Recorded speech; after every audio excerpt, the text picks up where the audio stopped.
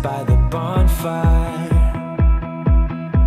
'cause this might be love. It's a feeling that I can't get rid of. So just take my hand, 'cause you know I don't wanna play pretend. Stay with me, take a chance, baby, roll the dice. Gotta give me some love, 'cause when I'm with you, I'm in paradise.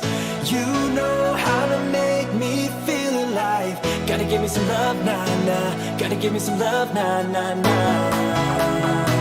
Gotta give me some love, nah, nah, nah. You gotta give me some love, nah, nah, nah. Gotta give me some love, nah, nah, nah. Let's go!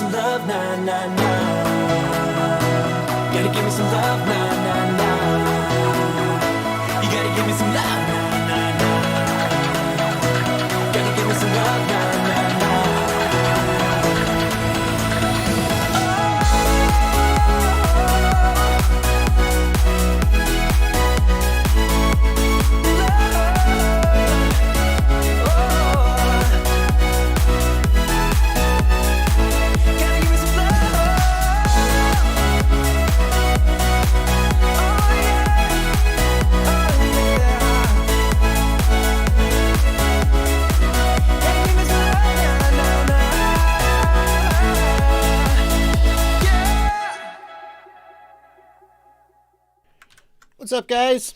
I'm Joshua Bardwell. You're going to learn something today, and here I am. How you guys doing? It is... Oh, man. Let's do that. Oh, a little bit of feedback. Okay, now it's fixed. It wouldn't be a JB live stream without an audio issue right at the beginning. Hello, 661 FPV. No Arnold Palmer today. 661, I didn't have time to make a drink. I'm just drinking Diet Coke today. Diet Coke. Me and Taylor Swift. Does she, I don't even know if she seems like the kind of person who would be in a Diet Coke commercial, doesn't she? Anyway. What's up? Adail Arby from South Africa. Alan Siafi. Thank you, Alan, for being here. GWFPV. St. Louis. I've been to St. Louis. I've been to the Arch. I went up the Arch. If you're from St. Louis, are you tired of hearing about the Arch? You're like, oh, you're from St. Louis. Have you seen the Arch? Yes, we've seen it. We all know it's there. Oh, nice shirt, yeah. Oh, David Lisowski. I'm not mad at kebab. I'm not mad at kebab. I was a little. I'm mad. A little annoyed, but it's all good. We're all friends. Anyway. All the 12-year-olds are cheering along to this song, Mufasa. Don't think you guys... change is hard, guys. Change is hard. We can't keep the same intro music forever.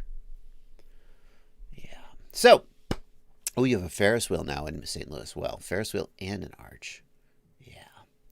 It's a beautiful day in Knoxville today, says Big FPV. Have you ever flown the old Knoxville abandoned college? I've heard about that. I haven't ever flown it. I've heard that if you go there, the security guard kicks you out. So, yeah. Razor FPVs from Tennessee. I have some exciting news. I always like to start this live stream with Why is my video out but live chat's working? I don't know about that. Is the video working? Everybody, you'd be telling me if the video wasn't working, I'm sure. So I'm sure that's not an issue. Here's news of the day. The most important news that I can possibly imagine. Hang on. There we go. Okay. Most important news I can possibly imagine is this. The final. There was a race last night. It was a whoop race. Can I get this bigger? Open image in new tab. Can I make it bigger? Oh, it was a whoop race. And guess who won the whoop race? Guess who won the whoop race? It's yours truly. Boom! I won. I won a whoop race. I won you know, not, there was like money on the line. I didn't even know. Yeah. And I would love to show you DVR of my winning lap, but I didn't have time to get the DVRs in the other room, and I didn't have time to do it. So it was a lot of fun. It was a lot of fun. It was Knoxville. You don't think of Knoxville as like a huge FPV city. At least I didn't. But Knoxville has an amazing FPV club. Jeff Simpson and Joshua Moon, the two guys. I mean, everybody contributes, but they're the two guys who. Oh my God. Oh my God. Stop. Oh my God. Stop spamming the chat. What's wrong with you? Yes, I did have my rates turned down. Focus for life. I was at 4. I was actually in angle mode where the rates don't actually matter. But yeah, because in angle mode, the level, there's no rates in angle mode. It just goes to the angle you put it on. Yeah, it has a great community. These guys put on amazing races. And I got started in the Knoxville Multi-Rotor Club back when it was just like there were 3 of us, 3 guys. I'd name them, but no, I don't think you guys like. They're just some guys from Knoxville, and we started the club. And over the years, there have been various people who have taken on the role of sort of driving the club, and then they get busy with life or have a kid, and somebody else takes over. But Joshua Moon and Jeff Simpson have both been really driving it. Look at this race they put on. It was at the Sevier County Distillery. It was at a distillery, and let's see if I can find you a picture of it with like all the lights off and stuff. Hang on. Where's a good? Somebody posted. Yeah, here's a bunch of pictures. It was pretty freaking cool for a whoop race. Then halfway, so they did all of the. Oh my God! Look at me looking down at the ground. Jeez. So they did all of the qualifying and the practice heats and some of the qualifying. We did all of that with the lights on, and then they turned the lights off because it looks more awesome. But I'm like, you can't do all the qualifying and with the lights on and then turn the lights off for the heats. And then I was like, oh, I see. I always think of myself as a freestyle pilot, but here I am. It's a little tiny whoop race with it's like very little at stake. And I'm like, you can't run qualifiers with the lights on and then turn the lights off before finals. That's not good. And I'm like, oh my God, I am a racer. I'm losing my mind over a tiny little thing. Yeah. So there you go. Anyway, thank you to the guys who put on the race. Thank you to everybody else who came out and competed. And now that I've won a race, I'll never race again. So here's what we're doing. That's it. That's the news of the day. I don't have any more news really, but here's what we got going on. 661 FPV. No, I did not use my DJI goggles for analog. The DJI goggles can do analog, but listen, I am extremely privileged to be able to own a DJI goggles and an HDOs and an Orca. I have my pick, okay? And if you have the privilege of being able to own both DJI and like analog goggles like HDO2 or Orca, the screen on the HDO2 and the Orca is better than the screen on the DJI. It's smaller, okay? The field of view isn't as big, but the OLED screen, DJI, release OLED goggles. And so if you have the option to use HDO2 or Orca for analog, like no one in the world has the budget for that unless you're just a YouTuber and they send you stuff Okay, I get that. But you're like, why didn't you use the DJIs for analog? DJI with analog is fine now with the new firmware update. The latency issue is fixed.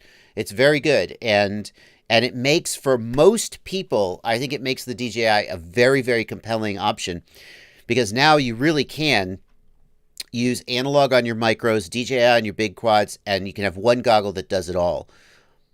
But there's no doubt that the OLED on the HDO2s and the Orcas just looks so good. So, and also, I don't want to start a drama, but some people are going to be like, well, look, Bardwell's using the HDO2s. Why wasn't he using the Orcas? Aha, because people are asking like, ooh, which one's your daily driver? And I want you to decide based on your priorities, not just like try to follow me. I brought the Orcas to the race so that other people could try them, because I knew everybody would want to try the Orcas. And in fact, like, where's the picture? There's a picture of a dude. He's got there. Yeah, so like I was letting other people try the Orcas. So the Orcas didn't have my my corrective inserts. The Fat Sharks have they have built-in focus adjustment. So that is why I was using the Fat Sharks, because they have built-in focus adjustment, and I didn't want to constantly be taking my lens inserts into and out of the Orcas all day. So, all right. So here's what we're doing. That was it. You just saw it. There was a question right here in the chat. I answered the question, and that's what we do here. In case you're new here, and if you're new here, say hello. Hello if you're new here. GWFPV, that is not a MIMO patch. That is I'll tell you, you know what, I'll tell you in a minute. Let me finish my intro. So you ask your questions, I answer the questions, right? That's what I do. If you want to make sure, no problem, Kaushik Manian. Didn't know the message was being spammed. No hard feelings. It's all good. That stuff happens. You ask the questions, I answer the questions. If you want to make sure I get to your question, because they do go by so fast, you can hit that $ right here. Well, that's where it should be. It's not on my screen because I popped out the chat. But there's a $ right down here below the chat. That makes a super chat. And you can throw a couple bucks at me, help support the channel, and I will make sure to get to your question in just a little bit. And also, over here on the left, this is my Discord server. I have a Discord server.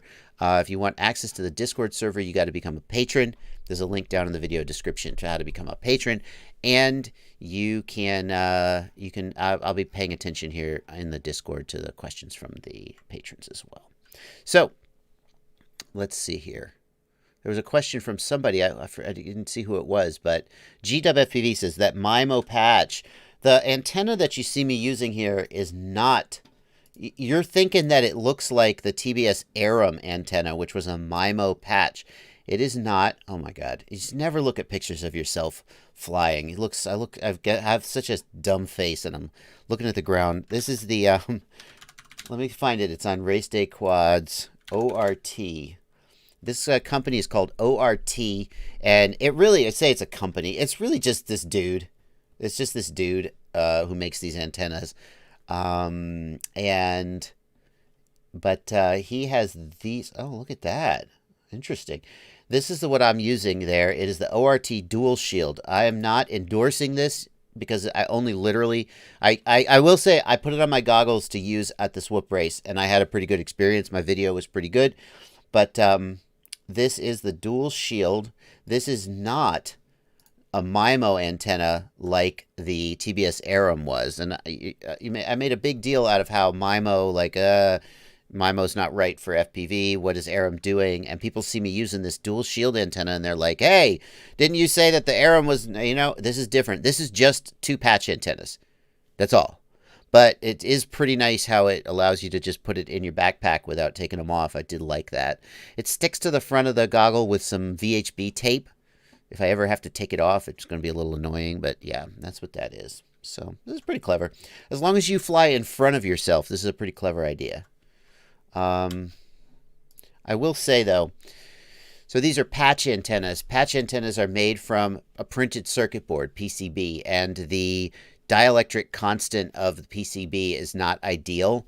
And basically it means that patch antennas are always like Alex Grieve tells me the best case for a patch antenna is like 66% efficiency.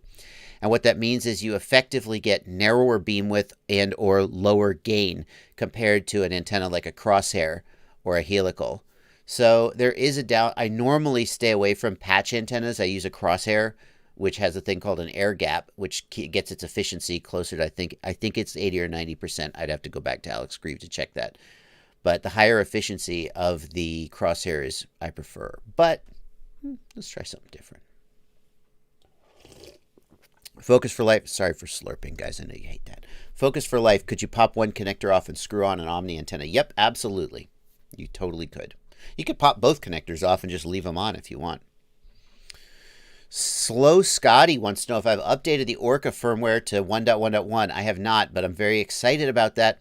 One of the things, and I brought the Orcas and the HDO2s to this race, and I tried to get as many people as possible to try them out because I know, like, my opinion is, but I want to hear what other people think too. And a lot of people seem to notice that the Fat Shark image was, like, more striking. And I speculate that that's because the Fat Shark has turned up the luminescence, the actual, not the brightness. Normally when you talk about brightness and contrast, you're talking about white level and black level in the image. But the actual raw brightness of the screen, the Fat Shark lets you turn up. And I've speculated that Fat Shark has actually turned that up a little higher. So when you first put the goggles on your face, they go boom, and they just smack you in the face. Whereas the Orcas are actually a more natural and better tuned image in terms of the gray levels. But they don't sort of smack you in the face as much. So the new Orca firmware lets you turn up the luminescence and maybe close that gap. But I haven't tried it yet. Welcome, Cool Cat. It's your first time catching the live chat. Here you are, my friend. Kaushik Manian wants to know, are the Elmway Commander V2 and the Nirvana FPV and the Tiny Hawk selection good? I most use this other than my Horus. The Nirvana is a great transmitter that has, it's great hardware that has unfortunately been hampered by poor software support. If you're willing to jump through the hoops to get the updated software on the Nirvana, it's a pretty solid radio. They have great gimbals. Stephen Rossi wants to know, is there a way to adjust the ESC voltage sensor? No, there isn't. And the thing is, the ESC voltage should pretty much always be accurate. It's really easy to get ESC, to get voltage sensors to be pretty accurate. Whereas current sensors, it's harder to get them accurate, and they typically need to be hand calibrated. Why are you using the ESC voltage sensor, though? That's my question, Stephen. Why aren't you using the built-in voltage sensor in the flight controller that you can adjust in the power and battery tab? And that's what I would do. The only reason to use the ESC voltage sensor is if you're doing like a 12S or an 8S or a 10S rig, and the flight controller can't take that voltage natively. Okay.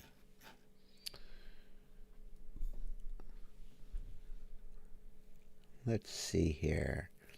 Harrison Grant wants recommendations for a good value 20x20 4 to 6S flight controller and ESC stack. I'll tell you, I'm going to look. The 20 millimeter gear that is sort of on my radar right now and that I'm liking the look of is the iFlight gear. iFlight makes pretty... Here's the diatone. I mean, you can't go wrong with diatone. $37 for a 20 millimeter. Diatone usually makes good hardware. Here's an iFlight. This is the flight controller and VTX. Here's the flight controller. And now, are they 6S? That's the question. So let's check these out and see if they... So this is 2 to 4S. So that's diatone's off the table. iFlight 6X. Where's the input voltage? Okay, so oh, Max 8S. Very nice. If you're looking for a 6S capable 20 millimeter stack, I mean, there's a lot of good ones out there, but the one that's on my radar right now, I've put this stack in my Acrobrat and have had good results with it. That's the one I guess I would recommend.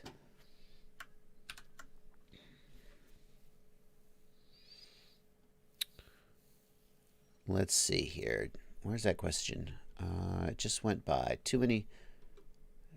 Oh, Gorilla FPV wants to know, I'm doing a build with your JBF4 V2 and the DYS Area F45A ESC and a Maytech HV VTX. I'm wondering if it's possible to wire the smart audio from the VTX to the smart port on the JBF4. That is not possible, Gorilla FPV.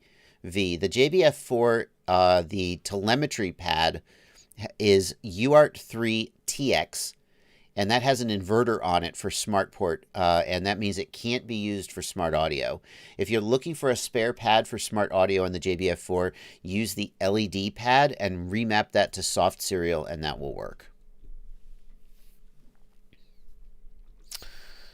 Ghost Branch FPV in the Discord cynically says, when the DJI Goggles V2 come out with OLED, the official slogan will be, "So you thought the last ones were expensive?" Yeah. So I gotta say, I mean, the DJI Goggles, you would have said, oh, they're so expensive, but then Fat Shark released the HDO2s for $500, and Orca released Orca FPV1 for $650, and suddenly the DJI Goggles kind of look like a bargain. They're like $550.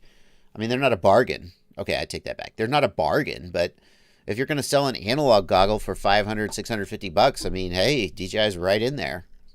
Go figure. Haschenberg in the Discord is asking about strange twitchy flight. Thank you for being a patron. First of all, Haschenberg's in the Discord server there with my other patrons. And by the way, we are going to get to the super chats in just a second. I like to, make sure that we get some questions from the plebs. The plebs. That's what we call the, I didn't start it. Somebody started it in the chat and I'm running with it. These guys over here, these are the plebs, and down in the pleb chat. I like to make sure the plebs feel good before I go to the people who are throwing money at my face. Let's take this question from a patron. Haschenberg wants to know about strange twitchy flight. Let me get the volume right here. We have volume? Oh, we don't have volume. Okay, that's fine. Oh, we don't have volume because it's coming from the DJI goggles. Let's just look at what we can see here. Strange twitchy flight. New motors, new ESC, gyros clear, carbon seems to be fine. What should I check? I see what you're talking about, these little wobbles. Yikes. Oh, wow.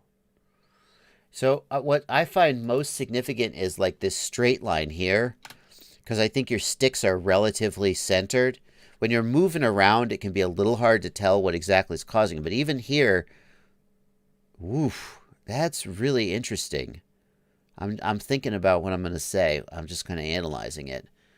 Let's see if the chat has any ideas as well. So, oh yeah, oh wow. So I think you just hit the. I wish we had sound so I could hear the motors. Unfortunately, it's a little harder to troubleshoot this without being able to hear the motors. Oh, almost hit that. Those power lines come at you. So there you throttled up. I'm not seeing any bounce back or anything on flips or rolls. It just looks like, and frankly, we might call this mid-throttle oscillations, but mid-throttle oscillations are usually smaller in magnitude and higher in frequency. Mid-throttle oscillations are usually just like little movements that you could just barely see. This is like kind of a like that. I don't think it's a bad gyro license to drive, although you can never completely rule that out. UAV Tech is in the chat. UAV Tech, thank you for showing up. Always good to have you here. UAV Tech says, first, of course, log it. Yeah, I mean, I could just say, well, have you got a black box log? Obviously, a black box log would give us insight, but we probably don't have a black box log, so we're going to do our best to figure it out. Check your RX signal. Yeah, for this kind of wobbles, I would wonder if the issue has to do with the transmitter. If there's something wrong with the gimbal, maybe, and the transmitter is actually causing it. If we were to ask about PIDs,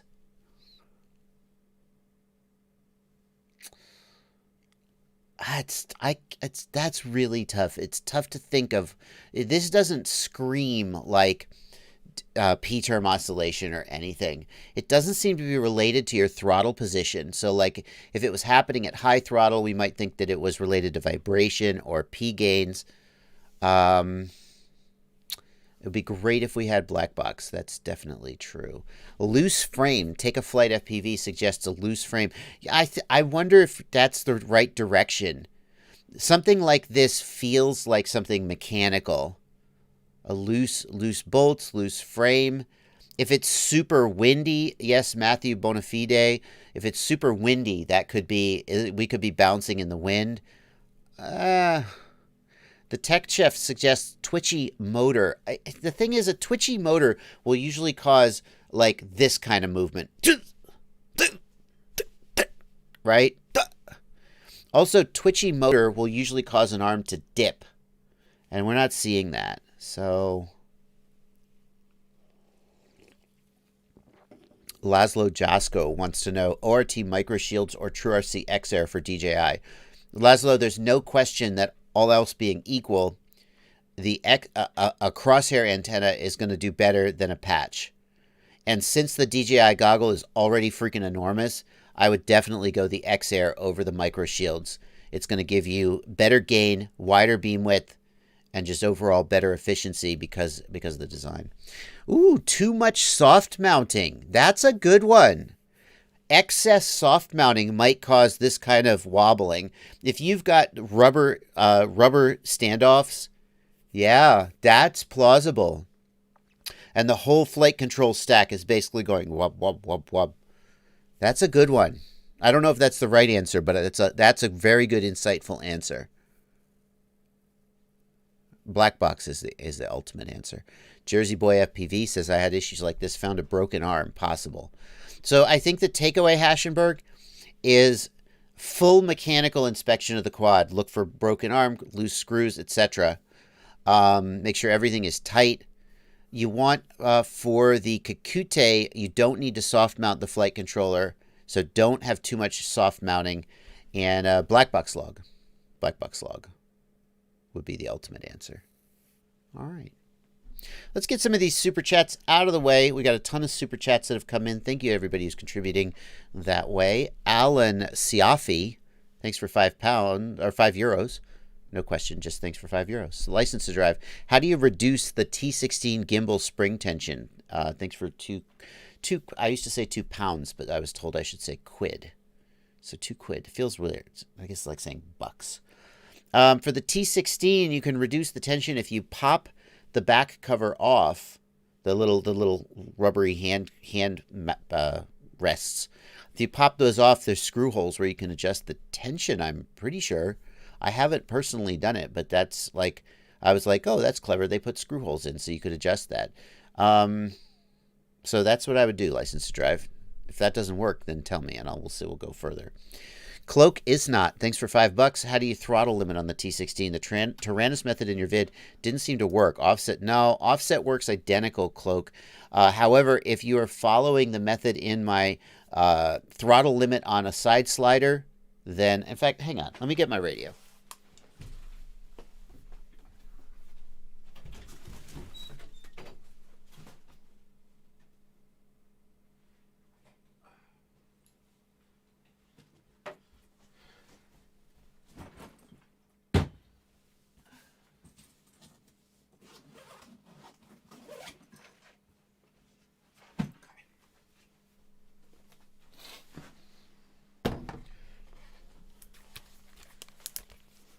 All right.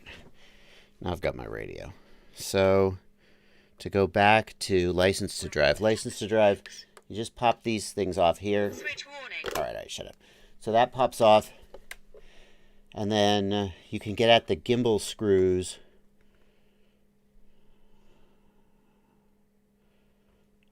Where is the hole for the gimbal screw?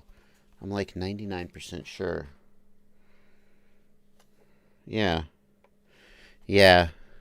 There's a hole here you can get at the gimbal screws, I think. I actually am not sure I can see all the gimbal screws here. Like, what else would these holes be for? But you might have to open it up.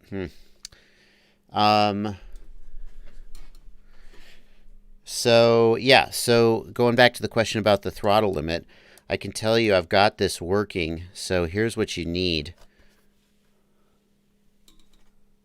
No. Oh. Here's what you need. Focus. There we go.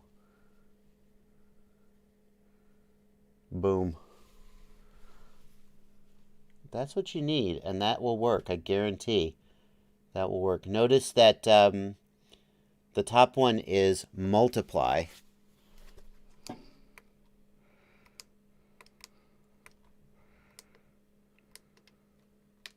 So here's the first one. Here's the first line. There we go.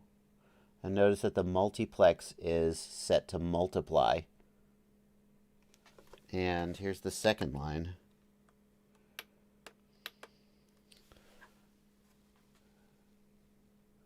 And the multiply, there you go. Get in there. There we go. Yeah, so, I mean, I guarantee it works. That's how I have it set up. And if you take a look, so here's my throttle, right? And as I move the throttle up, right? But then if I flip this switch to the middle, the throttle is controlled by this slider. Right? Anyway, there you go.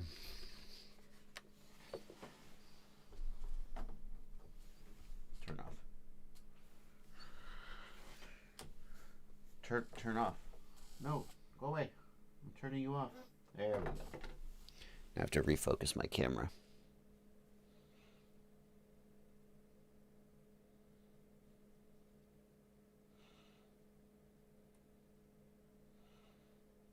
Okay, that seems pretty close. All right.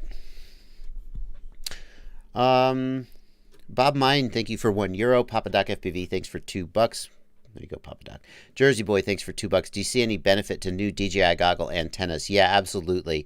The stock antennas are not like the worst thing in the world, but the upgraded antennas, like the TrueRC Stubby, like the Vaz, what is it, the Cyclops, and the TrueRC X-Air, all of these guys give, especially the patch ones.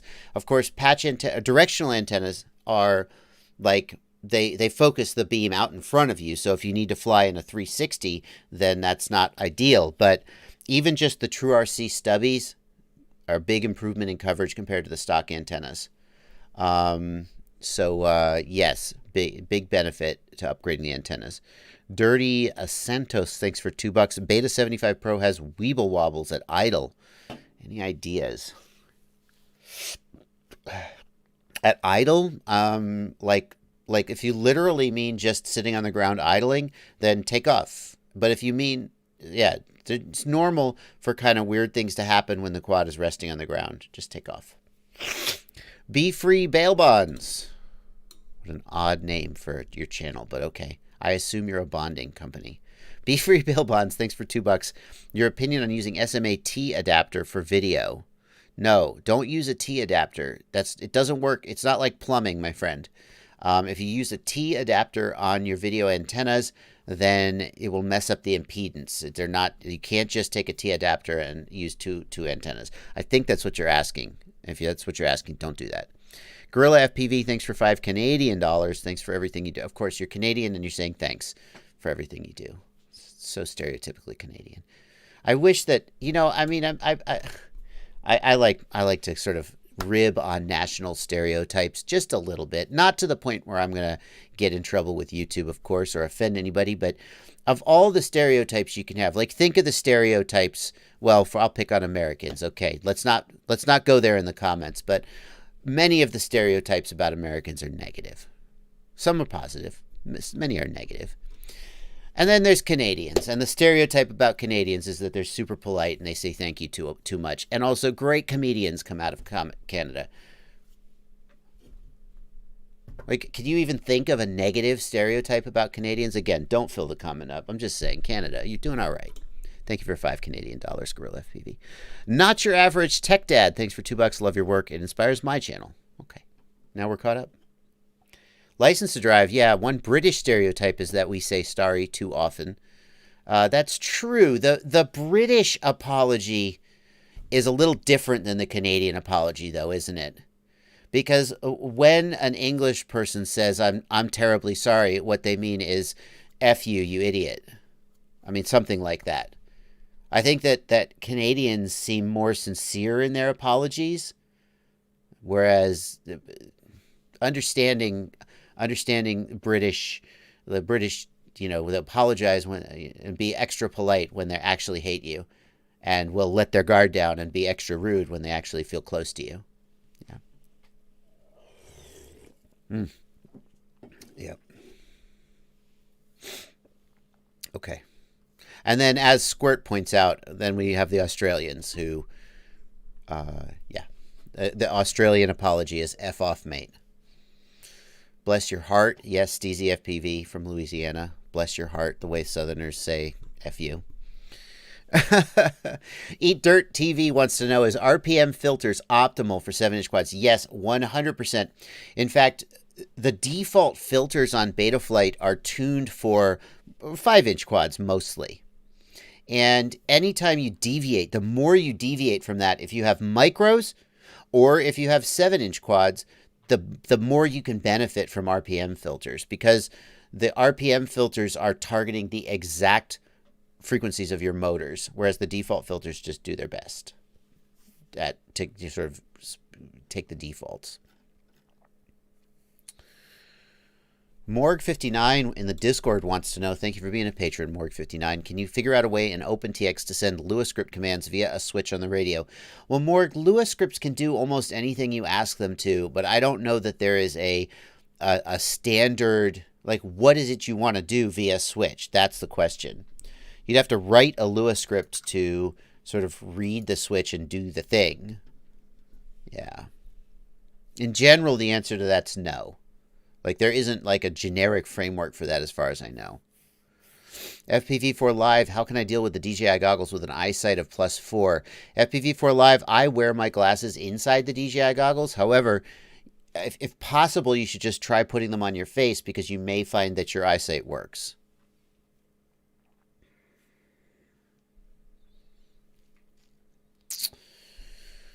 Harsha wants to know, do we need to change RC rate and expos of a new radio controller generally? Harsha, what you want to do is set the controller and the receiver so that the channel endpoints are correct, 1000 to 2000, and then let Betaflight handle the rates, okay?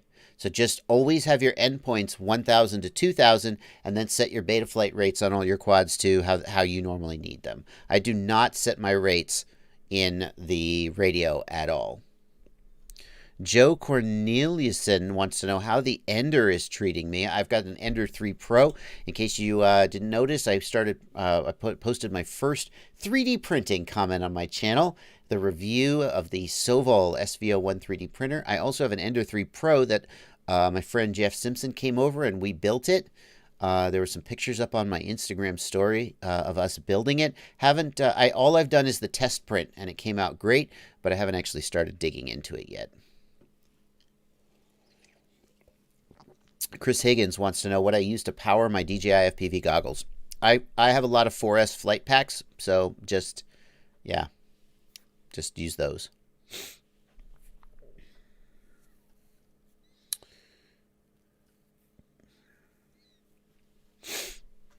Drade wants to know if I've messed with the power settings on my HDO2s. That's the brightness, the screen brightness. Yeah, they're pretty bright and they're pretty in your face, but turning them down maybe saves with some eye fatigue. Okay, I'm way behind on the Discord. I'm just going to try and catch up. Zach Cagley, or Cagley, I think. AJB, it started snowing and I like to fly micros inside. I have a big house and I'm looking to upgrade my antennas so I can fly the whole house. I have Furious FPV True D with Immersion RC 8 dBi patch and stock Fat Shark Omni. What should I try? The patch antenna, like I've been saying, is going to inherently have a little bit less efficiency.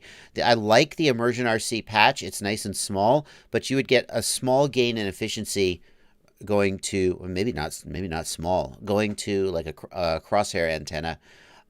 Depending on where you are in your house, you may do better with 2 Omnis. Like the Vaz Ion is a good Omni receiver antenna.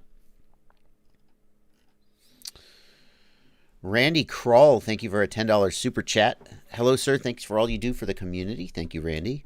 I'm new to all of this and just completed my first build using your flight controller and ESC. I followed your manual, but I have power to the flight controller on USB, but not LiPo. Anytime you have power to the flight controller from USB, but not LiPo, it means that whatever is like the 5-volt regulator that powers the flight controller could not be working, or the flight controller could not be getting VBAT. So my flight controller and ESC. So the flight controller needs to be getting VBAT from the ESC, And then the flight controller has a built-in 5-volt regulator that powers it. So the first thing I would want to do is just test whether the flight controller gets VBAT. What you're going to do is you're going to plug a LiPo into the XT60, and you're going to get your multimeter out, and you're going to test DC voltage between the ESC plus and the ESC minus pads. You should measure VBAT there. And if you don't, then the flight controller is not getting power at all. And that's probably an issue with the plug. Something's like the plug that comes with the JBF flight controller should just plug into the ESC and be good. But if you don't have VBAT on the ESC pads, it's not getting power.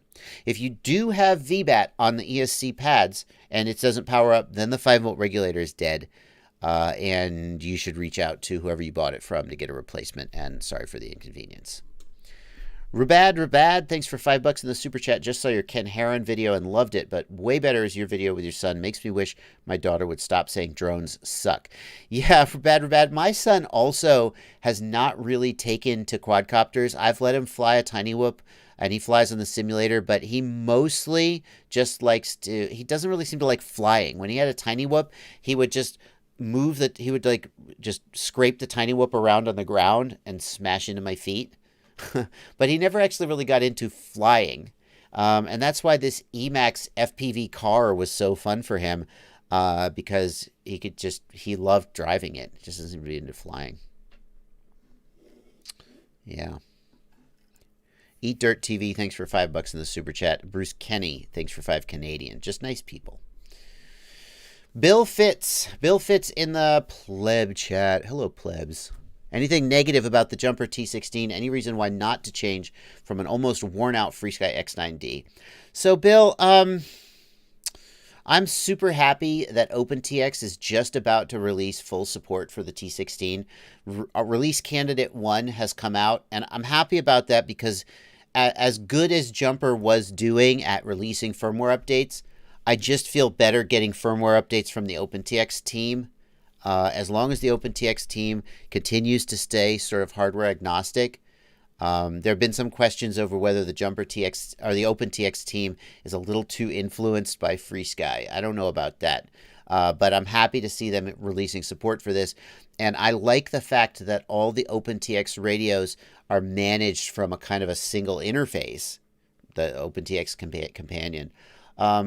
As far as negative about the Jumper T16, I think it's probably true that, like, the Tyrannus X9D Plus 2019 edition, I think it's probably true that the FrSky radios in general are a little bit higher build quality than the T16.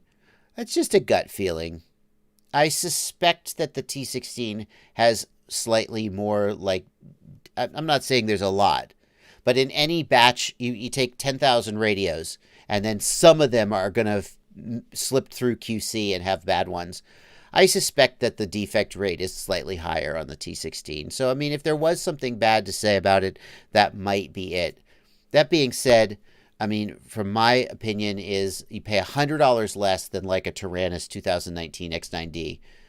You pay $100 less for the T16. I feel like the build quality is pretty good.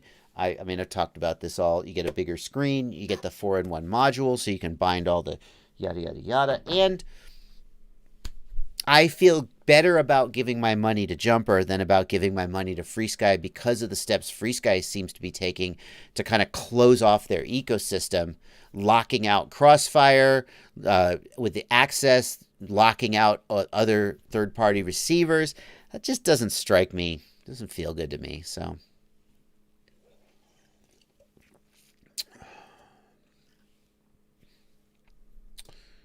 Jonathan Pereira is in Dubai and wants to know about stores that ship LiPos internationally. It's a pain in the ass to ship LiPos internationally because of the regulations about putting them on airplanes. I don't know the answer to that. I mean, if you buy from like CNHL's international store, they have to ship them. They just take for freaking ever. I mean, can you buy from like Banggood or CNHL? Drone Shot says the T16 feels more like Futaba and feels better to me. The ergonomics are Futaba-like, but the build quality, I mean, let's not kid ourselves. You pay $600, $800, $1,000 for a Futaba, you're just getting a better built radio. than the T16. I still think the T16 is great value for $160 though. Skadoosh, yeah, you cannot ship lipos by air, says Skadoosh. Is that you can ship them by air cargo? I'm pretty sure you can ship them by air cargo, but not by passenger. Yeah.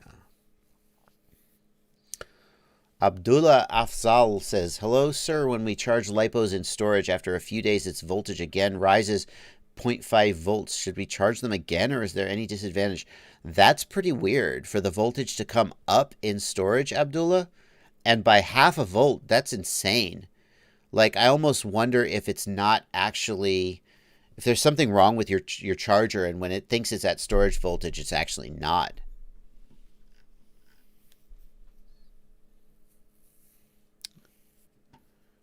Emiliano Zapata wants to know if I think FPV is growing or shrinking.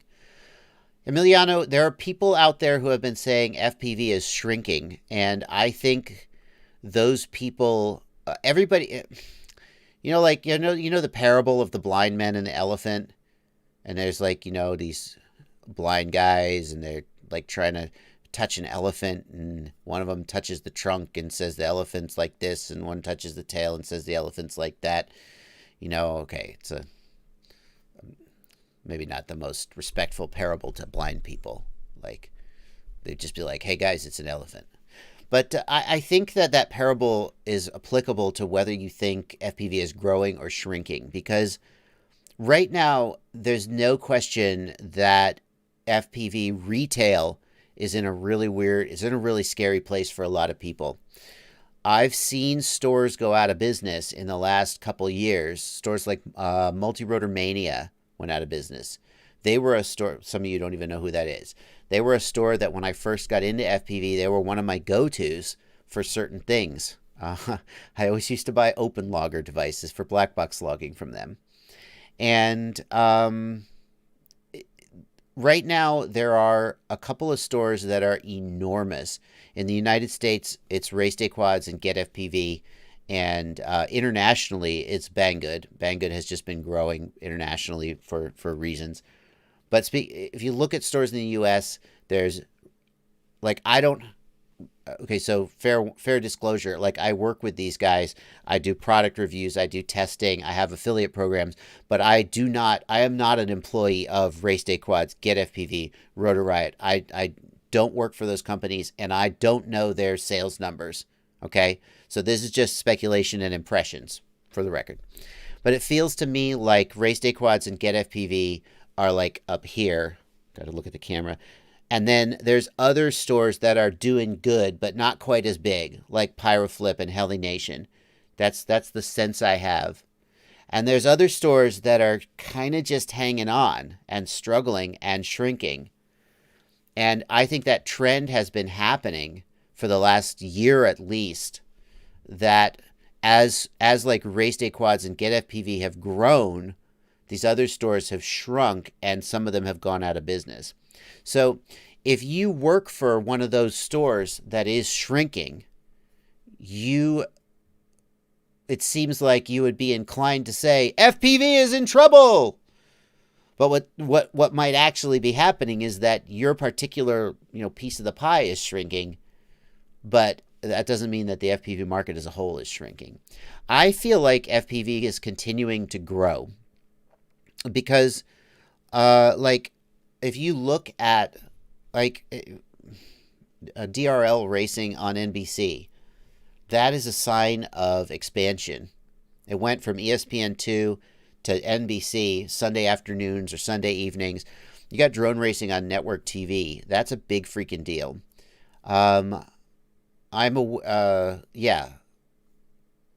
You see so many people coming into FPV through the DJI system, for example, who are kind of just not want to be a part of it with SD. I think it's still growing, but I also think it's consolidating. And that makes it look like it's shrinking because a lot of smaller players are getting pushed out. And you see fewer companies in the FPV market, and you think FPV as a whole is shrinking. But I don't think that's true. But I don't know. I honestly don't. I'm not looking at sales numbers and so on. Avashi Sitan says, well, have a look at Google Trends. What does Google Trends tell you? What does that even mean? I mean, Google Trends doesn't tell you how many people are in the market or how much money is being spent. It's going down the last 3 years. I mean, I think Google Trends, you just pick a search term. Like, I think you pick a search term and you, hello, Google Trends.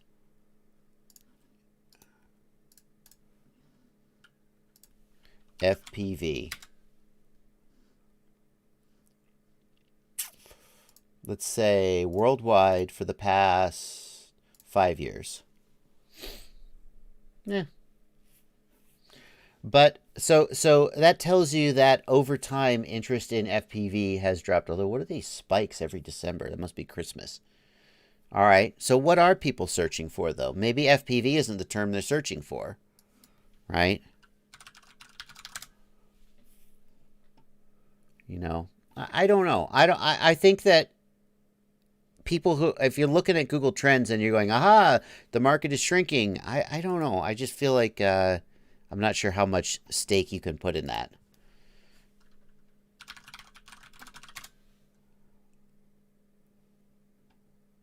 That one's never been that popular.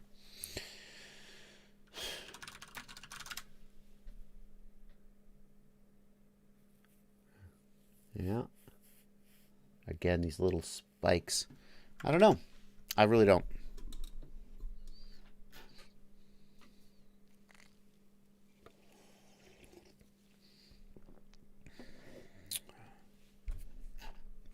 The other question is, if the FPV market is shrinking, what does that mean? If you are a company who makes millions of dollars a year selling FPV stuff, you freak out. But as a customer, as a user, if FPV shrunk, what would that mean for you? Is that a bad thing? I don't know. I could go either way on it. There's a part of me that thinks, yeah, if it were to shrink and get smaller, maybe that'd be good in a way. I think the people who say FPV are shrinking are mostly business people who are worried about their sales and their profits. And there's nothing wrong with that, but I don't necessarily think that they have the interest. These people say the FPV hobby is dying, FPV is shrinking, and what they mean is my company isn't making as much money as it used to, and I don't like that. None of them actually have the hobby as a whole at their heart. Nobody. All these people who claim to be advocates for the hobby, what they mean is my company. That's just a fact. I'm not saying that they don't care about the hobby. I'm not saying that that's not in there. But I'm saying that when your livelihood is tied to this one thing, and especially if you were one of the founders and the up-and-comers of the hobby, it's easy to think that your personal fortune is part and parcel with the hobby. And that's not necessarily true. Anyway. Okay.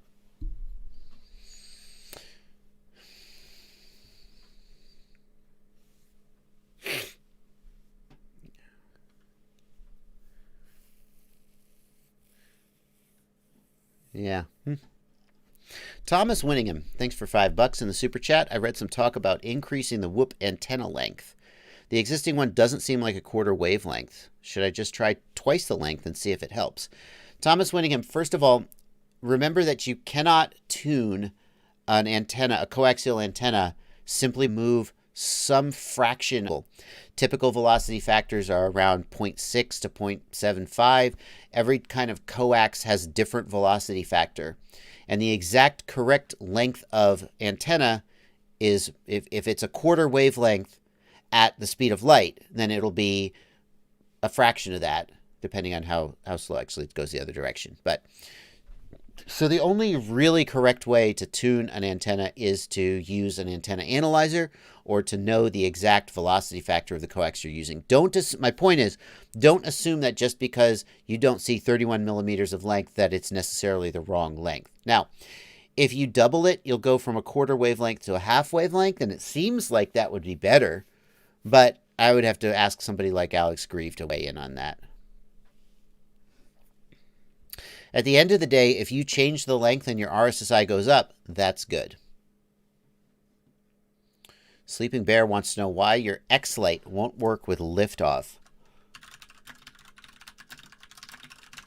There was an update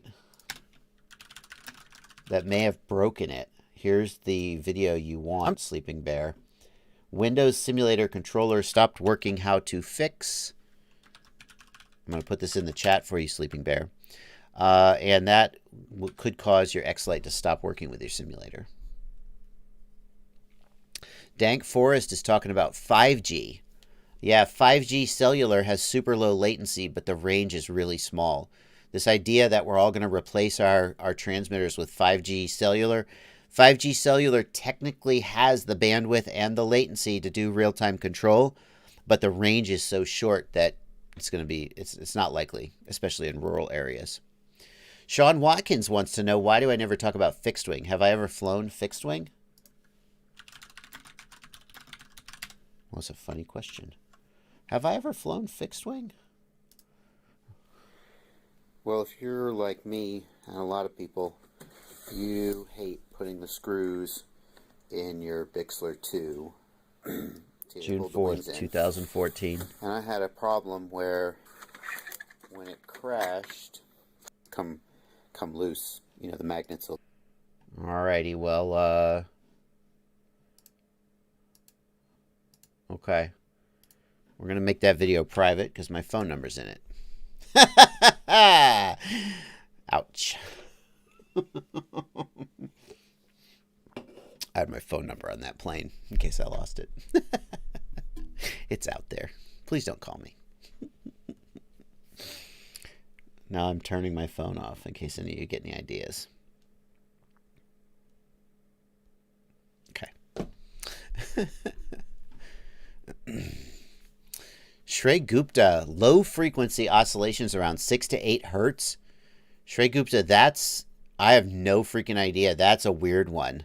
6 to 8 hertz oscillations, that could theoretically be iTerm, but I don't think so. I don't think so. That's a weird one. Eat Dirt TV, thanks for $5 in the super chat, and we're caught up.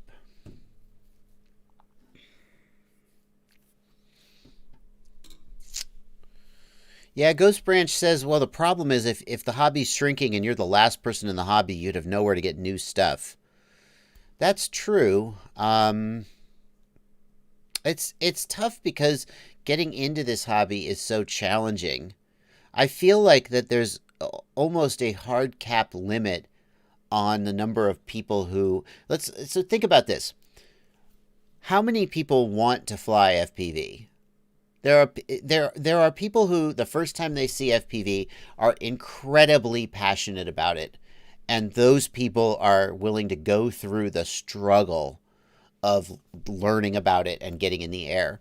But there are people who are just not that into FPV and not that into flying. And so when you say, how big is the actual sort of inherent market for FPV RC?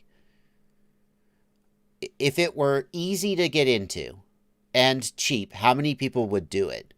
I wonder how big that number is. I think we assume it's enormous and that there's potential for unlimited growth. I'm not sure that's true.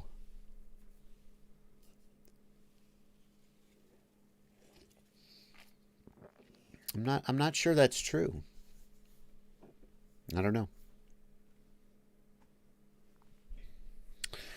Yeah, and then as Jesse T points out, you have to be into building too.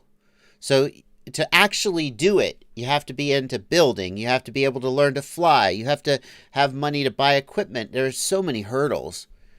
When we see that, if we take the Google Trend results as accurate and we see that it popped up and then it leveled off, maybe that's just where the market is. And in order to get, again, I'm going to go back to DJI.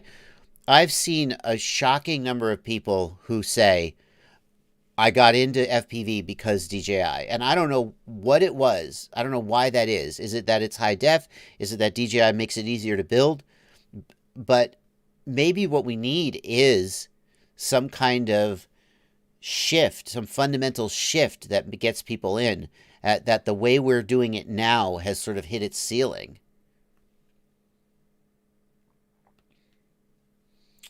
Yeah.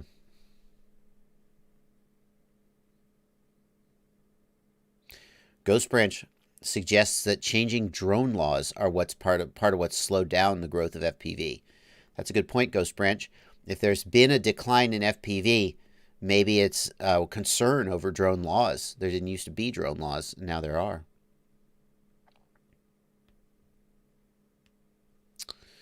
Yeah. Abdullah Afzal wants to know about a transmitter that costs around $100. I would suggest the QX7. Unless you intend to go crossfire, the QX7 is about $100. The Tyrannus X9 Lite is also good. The Radiolink AT10 is not bad, but I personally like transmitters based on the OpenTX firmware. I think it is the way to go.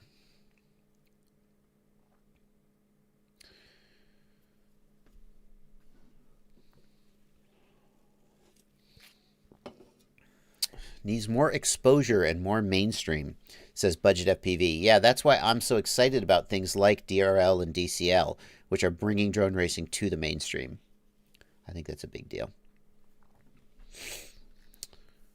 Thank you, Bob Mind, for €2 in the super chat. Dank Forest says, would it be safe to get the original non-2019 version of the X9D from Banggood? Sure. Yeah, the original X9D is still a fine radio. Eventually, I think FreeSky intends to stop supporting D16 and D8 receivers. I guess they have D16 support in their new radios, so I guess the X9D is not going anywhere anytime soon, especially if you can get it at a good price.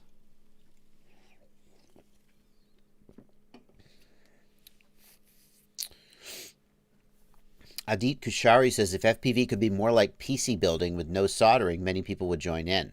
Yeah, Adit, I mean, I think the growth of the PC industry and the change in PC hobbyism is a nice analogy for where FPV might go.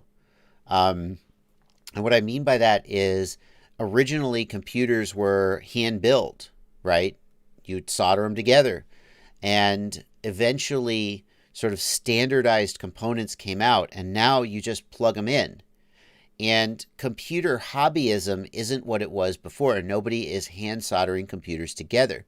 But nobody would say that the computer industry died, just that it changed. And I think that we could see the same thing happen with FPV. I mean, I don't know. There are a lot of differences too, but...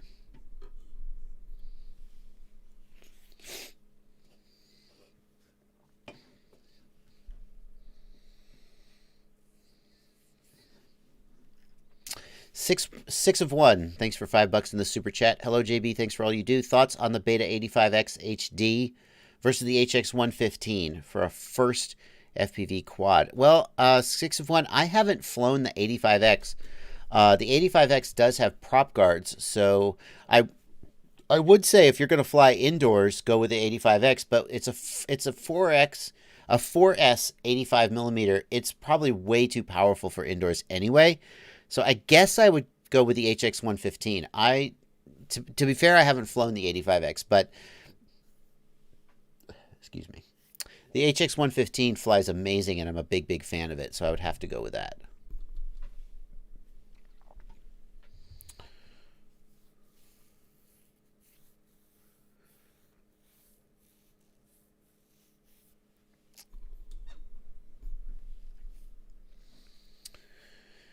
Let's see. A lot of DJI-equipped stuff is plug-and-play, bar the motor wires. That's true, Numbskull. I mean, definitely an aspect of DJI that I didn't anticipate when I first saw it, because I was so focused on the video quality. But with a DJI-specific flight controller, the only thing you have to solder is the motors. You solder the motors to the ESC, then you plug in the air unit to the flight controller, you plug in the flight controller to the ESC, and you're done. That's the build. It's a pretty big deal. Luke Shun, how to fix overvolted flight controller. Luke, it's either it's fine or it's dead.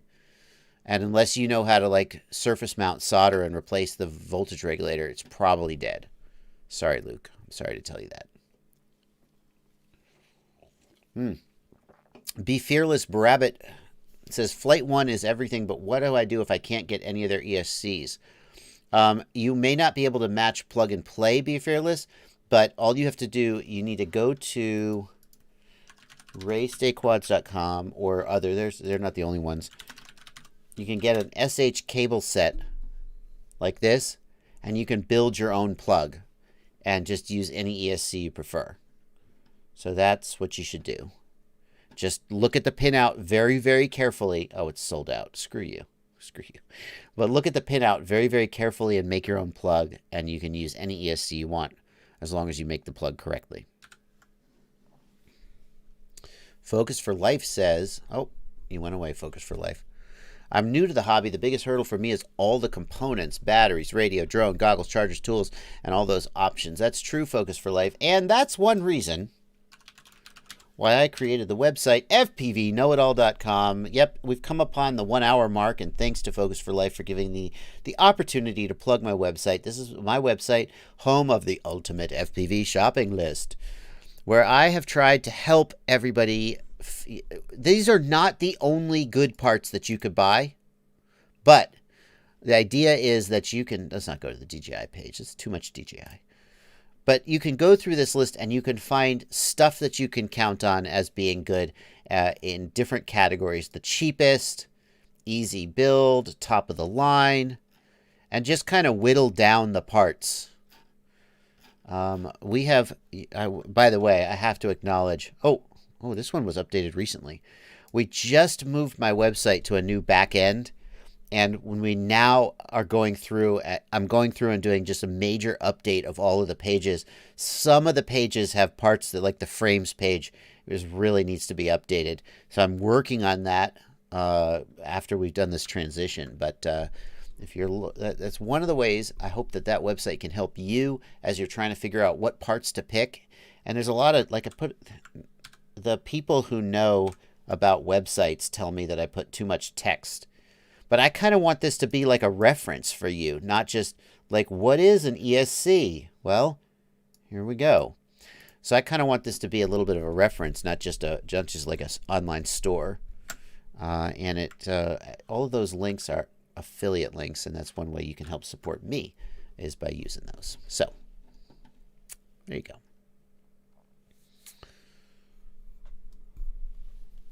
Let's see. No one ever thought to put the antennas at the top of a mast instead of on the goggles? Reception would be much better. Yeah, reception would be better, but you'd have this giant... Nobody wants to do that.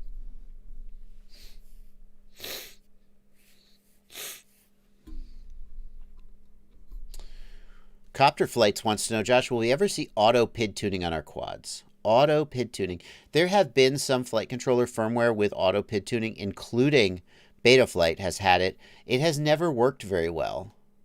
Yeah, it's never worked very well.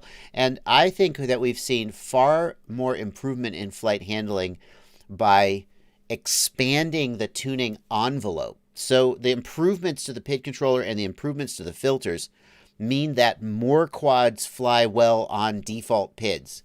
And to me, that has been a way better way to go than trying to do auto PID tuning. I think the place for auto PID tuning to go next, though, is in tools like PID Toolbox, which UAV Tech, who was on the chat earlier, he has a YouTube channel with a lot of info about PID tuning and FPV and filters tuning.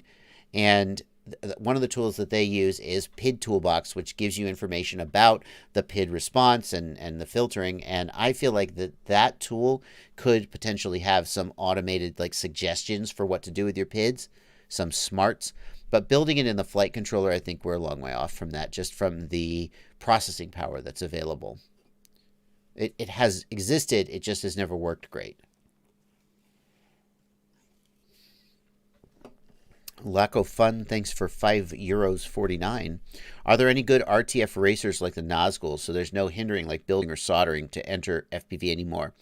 Yeah, that's true. You can get some really, really good ready-to-flies. It used to be that ready-to-fly FPV quads were like the Eachine Racer, which were just like, you would just never, they didn't hold a candle to the quality of one you built yourself. Nowadays, the ready-to-flies are very good, and they're barely more expensive. Right? The problem is if you do get a ready-to-fly, you don't know how to fix it, and you will crash and break it, and then you'll need to know how to fix it. So you got to build eventually.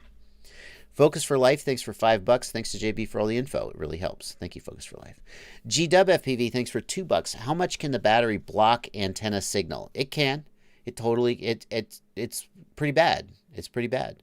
Yeah, if you can get your antennas up above the frame and above the battery, it totally helps. But it compromises durability, and that's the problem.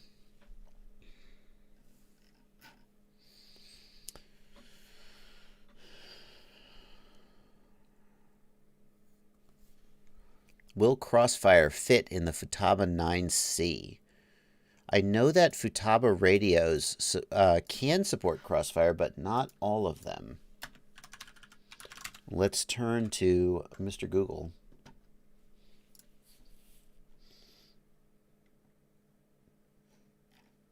It has a no. So Crossfire, no.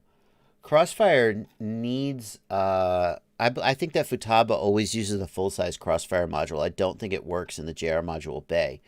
I can tell you, I've never seen somebody with a Futaba radio. Oh wow, this is an old. This is like a. Oh no. No. This is the 9C. The 9C is an old like FM radio or AM radio. No. That's no good. Nope, that's not going to work. That won't work. Yeah, Michael says, I've got the Futaba. Yeah, you got to have one of the high-end Futabas, like the Futaba 16 or 18, like Michael. And you got to use the full-size Futaba module.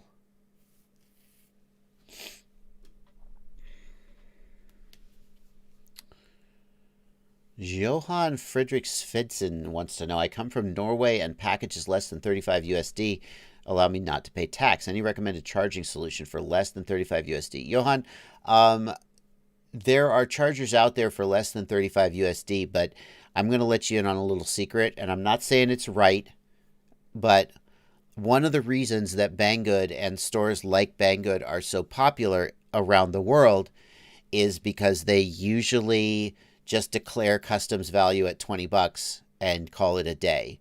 And then all you guys in Europe buy stuff from Banggood and you avoid paying import taxes.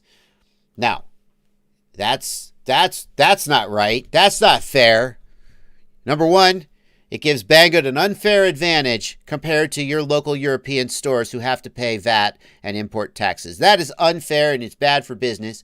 And also, you are a bad person for cheating on your taxes by buying from Banggood and getting your stuff into Europe without paying import taxes on it. Naughty. Okay, now everybody can get off my back.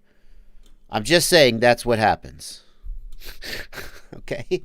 I'm just saying that's when people are like, why is Banggood so popular? Their customer service is not great, and it takes like a month to get anything. And why are they so popular? Well, one reason is that people can order from Europe and usually avoid paying import taxes. Hey, I don't actually care. I just know if I say that, then somebody will be like, look at Bardwell. He's encouraging people to avoid import taxes and giving Asia an unfair advantage. At Bardwell, he's a real problem. So I just felt like, waggling my finger at you would shut those people up. I don't really care.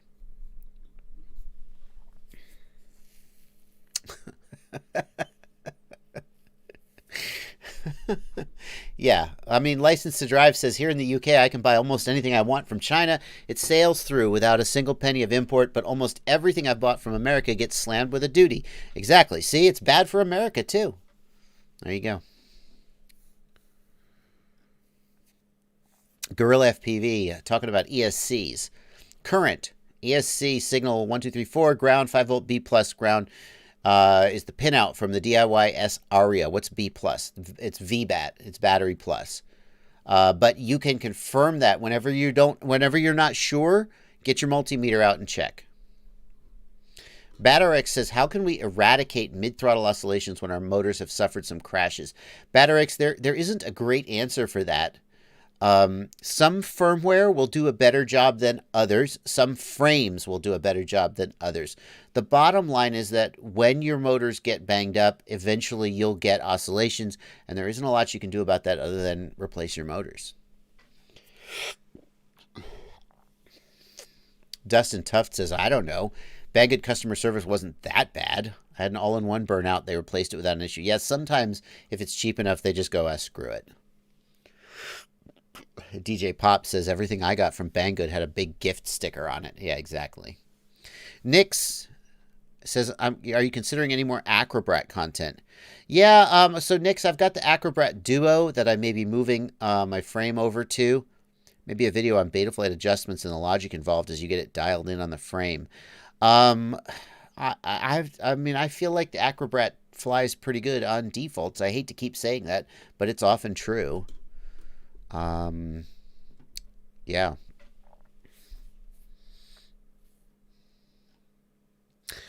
Me, myself, and I wants to know if I have any opinion about vertical frames like this one. Historically, and I don't know this frame specifically, this frame is the Quad Singularitum frame. Let's go look at that. The Quad. Yeah, I didn't make up the name. That's the name. The Quad Singularitum frame V5. I don't know anything about this frame specifically, but historically, these frames have struggled with oscillation on the yaw axis. Quadcopter frames with flat carbon plates are usually very, very stiff on the yaw axis and have flex on the pitch and roll axis.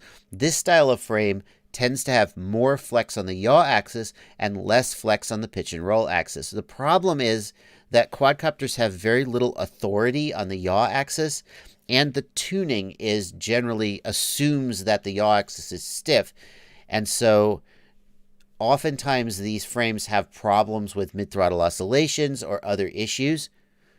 The other thing is that this kind of frame struggles, and again, I don't know this frame specifically, but it tends to struggle. See this point here where the arm joins up? This is a very weak point.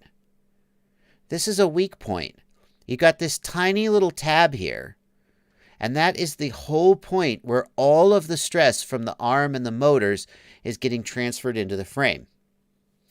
And that just, I just don't see the advantage compared to something like, if you're concerned about wind resistance, add this up. What is this, 3 millimeter carbon? 3, 6, 9 millimeters. Okay, just give me a traditional flat carbon fiber frame with 9 millimeter thick arms. I don't know. That's probably going to be a little less durable, but I'm not sure. And the other thing is that when you need, okay, so now I'm going to replace an arm.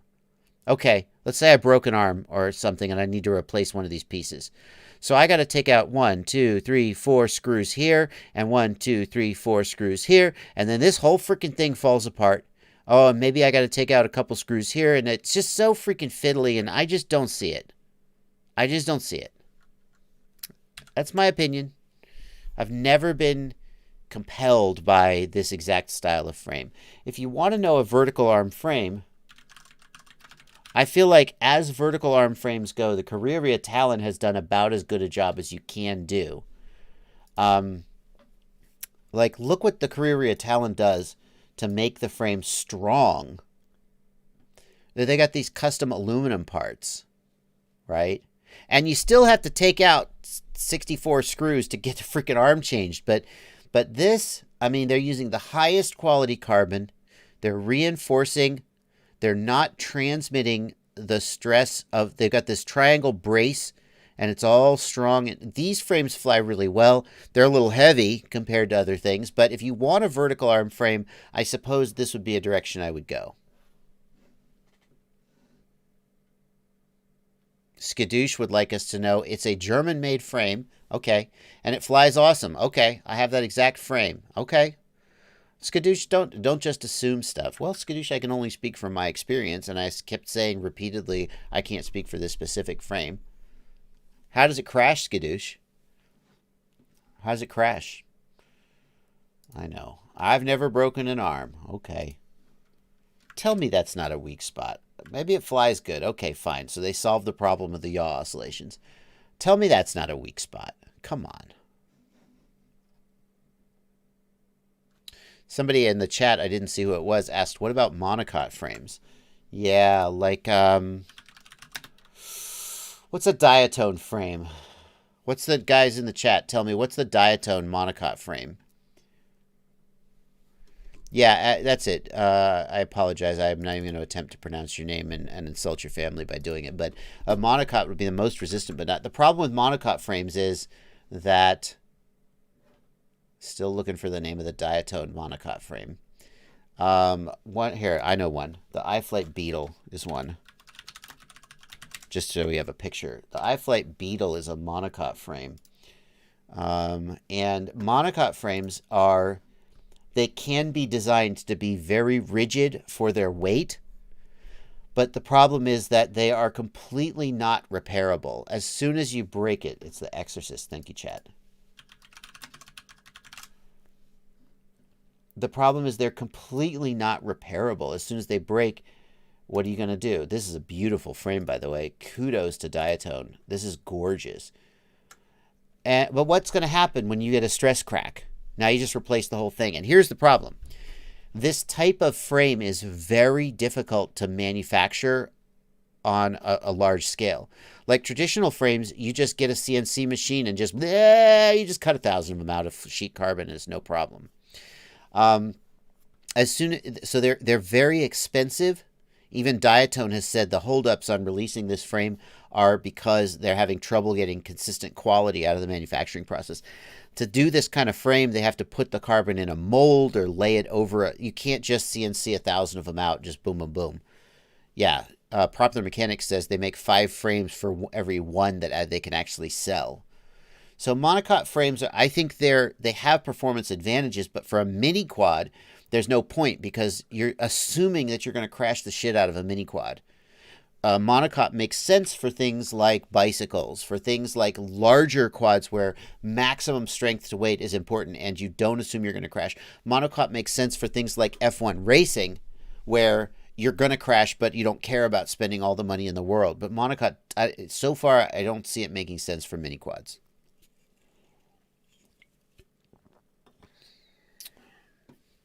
Okay. Is the flight controller leveled properly? Asks Happy Flying FPV. I don't know. I mean, you can always use board alignment to adjust the flight controller alignment relative to the motor plane. It's not 100% necessary that it be physically adjusted. David Lasowski. I fell into a swamp underwater. 2 days later, the only thing that died was a Vanover motor. Now my JB Eagle facing the sun turns dark and invisible and the quad feels underpowered. David, your quad fell into the water and was underwater for 2 days. That's it. That's the answer. The only thing that died was a Vanover motor. Well, it seems like more than that died. Your quad was underwater for 2 days. It just, the whole thing is potentially effed. So, like, clearly the camera is messed up. So you have to, but I'm not going to be...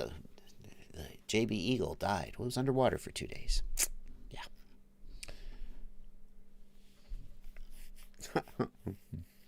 Sorry, man. You just got to own that one. Bad Habit RC, thank you for $2 in the super chat. Almost 600 people watching and only 35 likes. People, Bad Habit RC wants you to like this video. I don't usually shill for likes and subs, but since Bad Habit RC left a super chat, I feel obligated.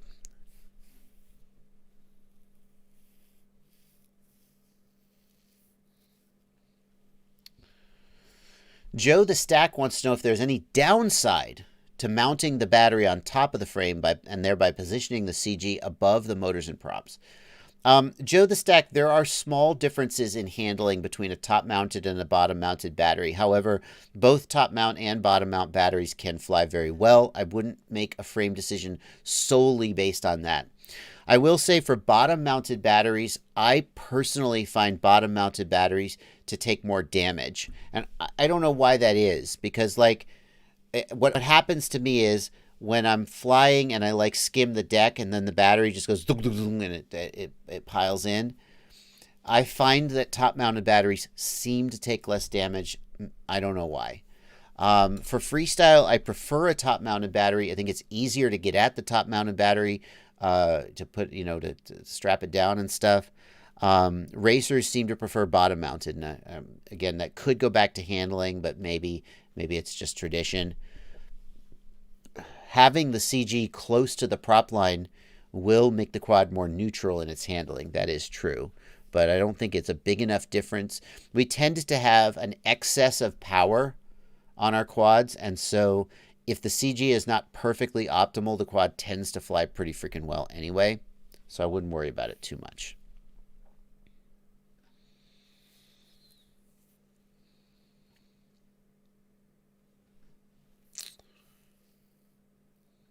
Big difference in PID tuning, says Cement Kid. Maybe. Yeah. Roland B says, is rigidity better? Do you want some flex in a frame? Roland B, if you could get stiffness without compromising durability, then high stiffness would be the best. But the reality is, at least in terms of carbon fiber, the kinds of carbon fiber that are ultra, ultra stiff are also ultra brittle and tend to break in crashes. The kind of carbon fiber that works best for quadcopter frames has a little bit of give and is not the best in terms of vibration, but is able to take those hits without dying. Danish Bansal, do RunCam lenses fit in the DJI Air unit? Yes, the thread is a standard M12 thread. However, the focal distance needs to be correct. I remember that Drew smashed his DJI lens and he went through a bunch of his cameras trying to find a lens that fit. And some of them did and some of them didn't. And I don't remember which one did. So yes, it can be done, but I'm not 100%, but not every lens will work. It'll thread in, but it won't focus. Dank Forest says, I'm scared OpenTX will drop support for the Jumper T16. Then we're all screwed and have a $150 door stopper. Dank Forest, I feel you on that. Especially with some of the fact that one of the OpenTX devs is a FreeSky employee. That kind of makes you wonder where. But I have to say, the fact that they let the jumper in at all feels good to me. And once the radio is in, it seems like it's probably going to stay. I mean, I don't know, but looking at what OpenTX has done in the past, I haven't really seen them just like, nah, you're out. Once somebody's in, they tend to stay in. So that's a risk, but it's not, I feel okay about it personally. Thanks, Skadoosh, for $5. Still love you too, Skadoosh.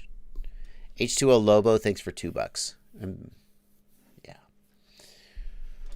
Calvo wants to know whatever happened to hooking up with Steel. You may remember that I was going to hook up with Steel and do my, the challenge that I did with Stingy, and then I did it again with frickin' Tack. Sorry.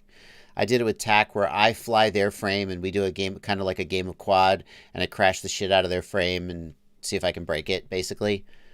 You can check out my review of Stingy's frame and Tack's frame on my channel if you want to hear more about that. Well, people were saying I should do one of that with Steel for the Apex frame. I don't know if that's gonna happen after the live stream where there was a little bit of snipping back and forth, and we talked about it, and without going into too much detail, I'm not sure that either of us felt good about it.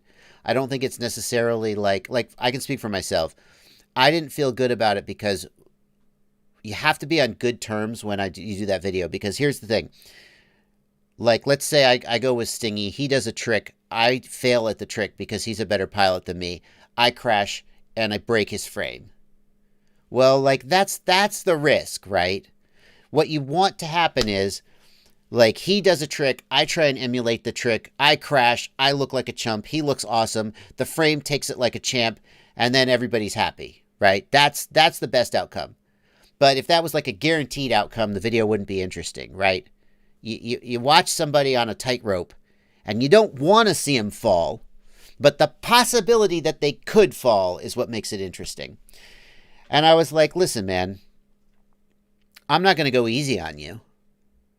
You're going to do a trick. I'm going to try and emulate the trick. I'm going to crash the shit out of your quad. And if it breaks, if there's any like kind of, then it's going to look bad. No, there's no winners there. Because then it might look like, oh, he just broke it on purpose because I badmouthed Rotor Riot. So I think we were both just like, look, we don't feel good about this. Let's just back away from it and figure out a time when is a better time to do it. So it sounds like the thing with steel isn't going to happen.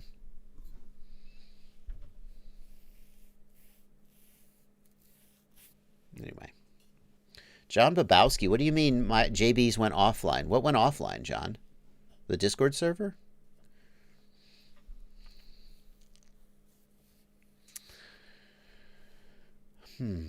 Let's see. Roland B, thanks for $5. Roland says, thanks, JB. I always felt that the more I resist natural forces, things tend to break more often. Matsi says, I'm a newbie. Why shouldn't I buy the Banggood frame for $20? Matsi, listen, dude, buy the Banggood. No, I'm not going to talk you out of it. Buy the Banggood frame for $20. In 3 months, if you still feel like that was a good idea, keep buying it. And in 1 month, if you realize it was a huge mistake, then buy something more expensive. For $20, I'm not even going to try and talk you out of it, dude. Buy it. You will make up your own mind as to which kind of person you are. Am I running Jumper TX or the OpenTX nightly, Dank Forest? I'm still running Jumper TX. Dank Forest, I want to make a video about converting the Jumper T16 to OpenTX, but I don't want to do that based on a release candidate and then have the video not be correct. So I always like to wait until the official release before I make my tutorial video. So as soon as OpenTX 2.3.3 or whatever it is releases, I'm going to make an update video, but currently I'm still on Jumper TX. Jonathan says Banggood frame versus a 3D printed one. Jonathan, do not 3D print quadcopter frames unless we're talking about like a little, maybe a 2-inch. Certainly you can 3D print a whoop frame, maybe a 2-inch, nothing bigger. 3D printed frames, and especially for 5-inch. If you look on Shapeways or Thingiverse or whatever, you'll see some 5-inch quadcopter frames. Don't do it. 3D printed materials do not have the necessary strength to weight to stiffness. You cannot 3D print a 5-inch quadcopter frame that is worth using compared to carbon. It will be too heavy. It will be floppy and have vibration problems, and or one of these three or all three, and or it will break it really easily in a crash. Just don't do it. It seems like such a good idea. Just don't. And I'll tell you what.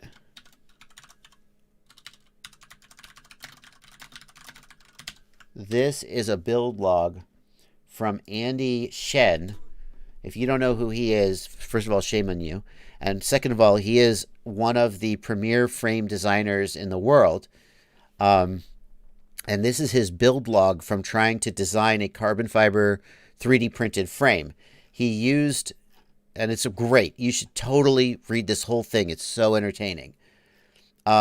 He used all kinds of different obscure filaments, and he just could not make it work. Okay? And what I say whenever people ask about 3D printing a carbon fiber frame, I say, if Andy Shen couldn't make it work, you probably can't either. Now, granted, this was, when was this? How long ago was this? This was a while back. Oh, has he updated it? Wait a minute. Has he gotten there? The last time I checked, it didn't work. He seems to have updated it. Oh. I'm hoping to start shipping October 20th. Store listing is here. No, fail. Okay. Oh. So, hey, I'm not saying you can't do it, but here's what I am saying. It's a huge undertaking, and you're going to have to be cleverer than Andy Shen to pull it off. Don't think you can just download a quadcopter frame from Thingiverse and print it on your Ender 3 and get good results. You can't. Okay. David Lasowski wants to know, is the JB Eagle better than the Rotor Riot Swift 2? I like the Eagle better. I like CMOS cameras better. I like wide dynamic range cameras better. There are some diehards who listen to vinyl records and prefer CCD cameras, and the Rotor Riot Swift 2 is a very good CCD camera, but personally I like CMOS better.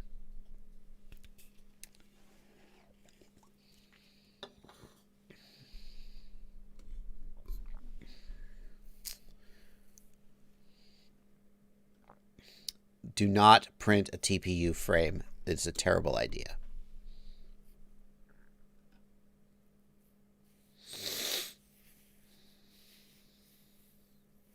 Simon Saucy and the other folks in the Discord are talking about the pros and cons of GoPro Plus insurance versus Best Buy insurance.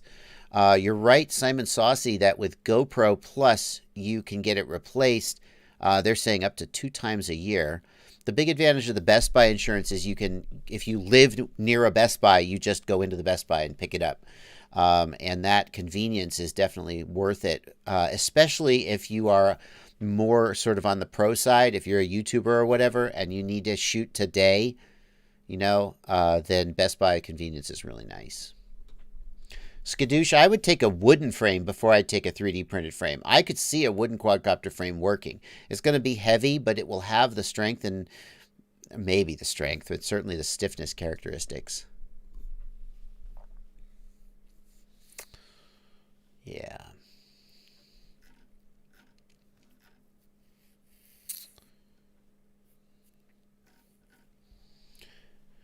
What power supply do I recommend for the ISDT Q8? So, I'm going to try and find you what I'm looking for. There is a listing.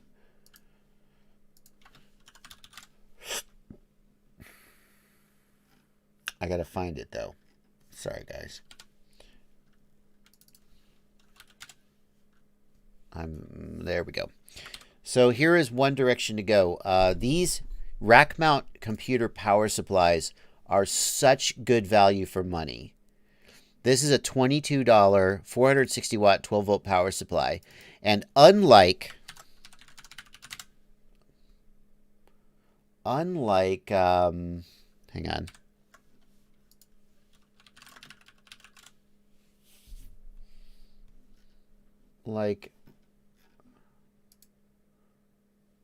So unlike something like this, which is like a $35 whatever watt supply, this is some Chinese throwaway, not good, risky. This is a rack mount power supply from HP, Hewlett Packard, and it's super high quality and has all kinds of internal protections. Very, very good. And so why is it so cheap? And the answer is that I think they come from decommissioned like server rooms and stuff, right? And there's a ton of these on the secondary market. Now, you used to have to go through eBay to get these, but Banggood has started carrying them too. And they pre-solder them with an XT60. So this is a fantastic way to get a power supply for your charger. It's available on Banggood. It's available on Amazon. Takes a little bit of work to get. No, not that. Close. Where's the actual? Oh my God, there's so many of them. Well, anyway, that's the direction you want to go, I think. It's one of the downsides is it's only 12 volts. And if you want 24 volts, you need to wire them up. But for 12 volts, it's really good. You can get 20. So you can. You can convert them to 24 volts. I have a video about how to do it. it's a little bit more work and maybe a little bit more than you need. Now, there's all kinds of other, you can get decent 24-volt supplies for around $40, but I think these HP power supplies they're just such high quality because they're designed for rack mount servers. Yeah. And they're, like Drone Racer says, they're designed to run 24/7 365. They're just so good. Any opinion about the Caddx Orca? Which one is the Orca? The Dolphin. No, the Orca's not out yet. Well, I wasn't impressed with the Dolphin, I'll tell you that. So let's hope they've done a better job with the Orca. Here's the thing I said about the Dolphin. The Caddx Dolphin was like $40. And I said there's no way the Dolphin is good as like the Runcam 5 or the Foxier Box. Because those guys are around $100. And if the Dolphin was as good as them, they wouldn't sell it for $40. Well, I see that the Orca is $95, so hopefully now they're at least targeting the right price point. I hope it's better. This time, Orca will refresh your feeling about it. In other words, the Dolphin was really bad, but this time we got it. I'd love to test it. They're trying, man. They're trying.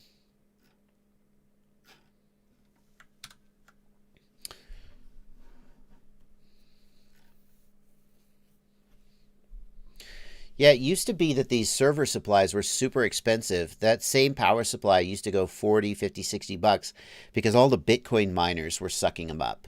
But now that the Bitcoin has sort of, not many.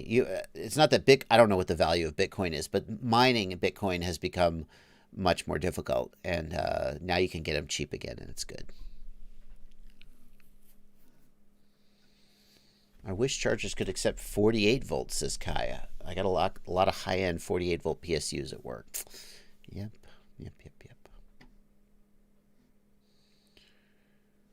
Parker Boy wants to know about my videos on Crossfire install. I mean, antenna install, Parker Boy?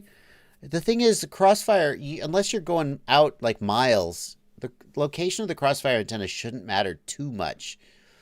Because Crossfire has so much range, even at like 250 milliwatts, you can kind of afford to be lazy about the antenna. Calabrese 221 wants to know what portable soldering iron I recommend. The TS100 or the TS80. Just don't even look at anything else. They are the best. There's just no competition for them.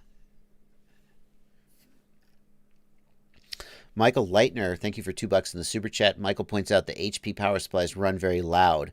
Yeah, there's some fan noise. It's true. I mean, they're designed to put out like 1200 watts, so. Yeah. DJ Pop uses his 650 watt Corsair power supply. It's true. If you have a PC power supply, not a rack mount, but an old PC power supply, you can get 12 volts out of it. A lot of times you don't get the full rated wattage because the power supply will be rated for 650 watts, but it's like 200 watts on this 12 volt rail, 200 watts on this 12 volt rail, and it's not necessarily the best, but it does work. Nix wants to know, how about Crossfire Nano RX with diversity? Where are you putting the two Immortal Ts? I'm not running Crossfire diversity on any of my rigs. Again, I have no problem with range from the regular Crossfire Nano, so I don't see why a typical FPV pilot would go for diversity. If you're doing long range stuff, yes, the diversity. And the big thing that the diversity gets for you is the problem where as you roll over, you end up in the null of the antenna, and then you get this sudden drop in RSSI. But I just don't experience that anywhere that I fly because I run out of video range, right, before I get to the end of Crossfire range. Where I've seen people put the two Immortal Ts is underneath the two rear arms. So the Immortal Ts end up at like a 45-degree angle to each other under the arms. That's a good approach.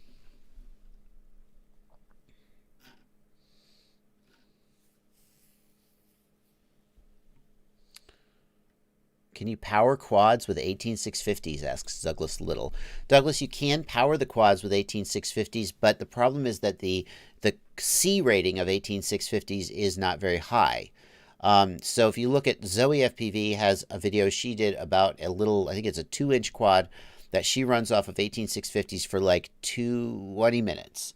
But it has to pull less than like 20 or 30 amps or the cells just can't handle it. So for bigger quads, for racing quads, freestyle quads, 18650s aren't appropriate because they get too heavy to get the amount of current that you need. But for cruisers, and especially for flying wings, which only have like a single engine, that starts to make more sense for 18650s.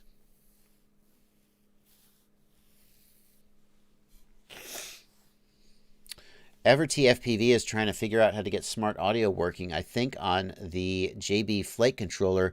And you want to know if you can't connect smart audio to the S-Bus port. It won't work because S-Bus is an RX pad and smart audio needs a TX pad. Yeah, Big Data Pimp, even the high output 18650s max out at like 30 amps though, don't they? I mean, you aren't going to get C rates out of an 18650 like you get out of a LiPo. Thank you, Ethan Mitchell, for $5. I have a Cura profile that does great on the Ender 3 if you're interested. Yeah, Ethan, shoot that over to me on Facebook Messenger or in my email. Yeah, I would love to try it.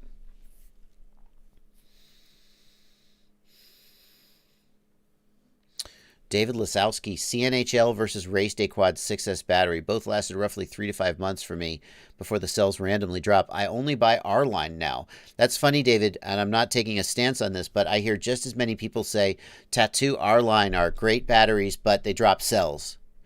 So go figure. I would say if you had a battery last 5 months of the kind of abuse that we put them through, then that's a safe, it's a good lifespan for me.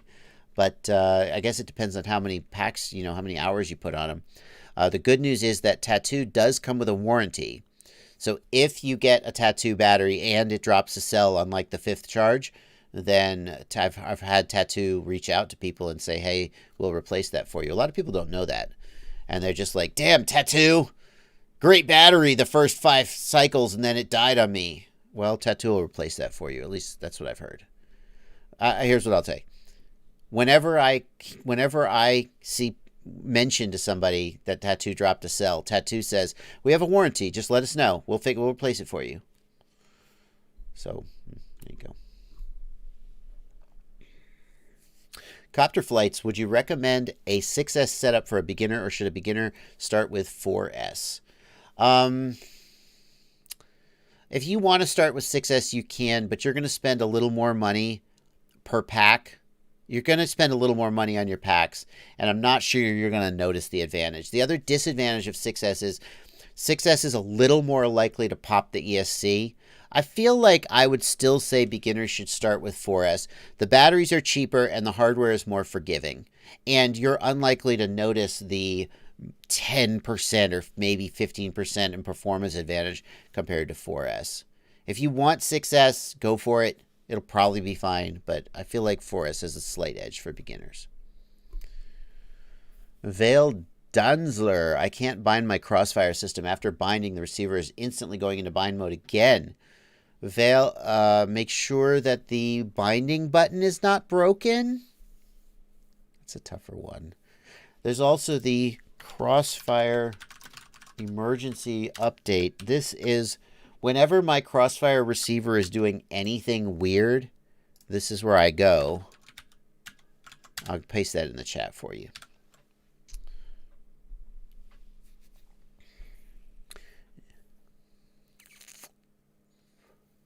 Ben Aton needs help with his Tyro 69. What help do you need, Ben? Do you think the T-Motor F55A is a good match to the Kakute F7? The T-Motor F55A is a fantastic ESC in general. One thing about it is that it only has analog current output. It doesn't do it does telemetry, but it doesn't put current sense in the telemetry. However, I'm 99% sure the Kakute F7 does have an analog input on its 4-in-1 plug, so I think it's okay. What do I think about the Furious True D Lite? Ooh. What do I think about the Furious True D Lite? $50 for... Ooh. Ugh. Well, I think the cover is... I don't like the look of the cover at all. I mean, whatever. That plastic is... It doesn't... I'm not a fan of the look of that plastic. I'll tell you that. The True D Lite, designed for Fat Shark Attitude goggles. Okay. Is there a version? Is there a version that works in Dominators, or is it only this is just the Attitude version? I see. What is the True D Lite? It's just a True D module for $50.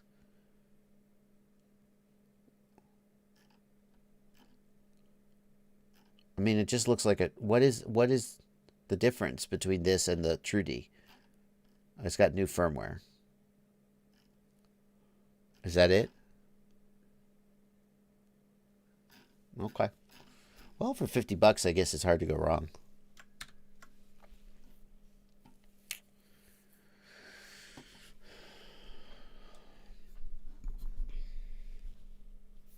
Yeah, Drone Racer, you're 100% right. Drone Racer says, newcomers who want 6S don't realize how long it'll take them to master 4S and the destruction they will cause learning. That is not wrong. You're correct.